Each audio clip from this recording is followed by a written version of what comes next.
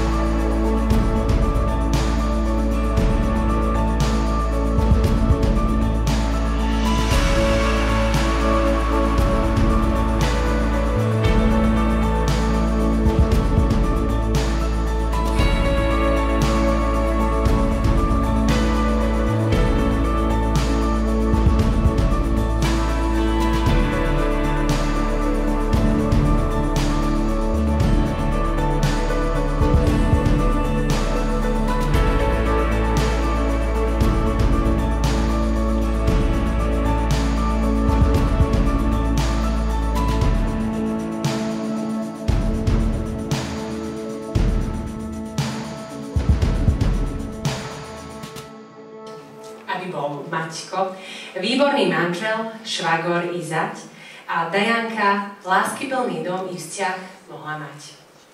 Nech vám spoločné dni prinesú veľa radosti, aby ste v živote mali iba príjemné starosti. Nech vás Pán Boh vedie pri každom vašom kroku a jeden druhého máte vždy po svojom boku.